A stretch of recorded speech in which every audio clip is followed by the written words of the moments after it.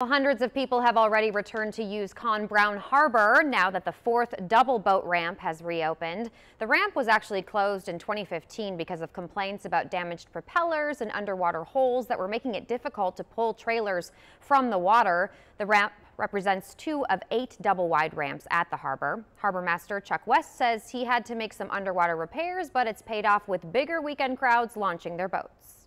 Last Saturday, we counted at 9:30 in the morning, there were 164 boat trailers in the park.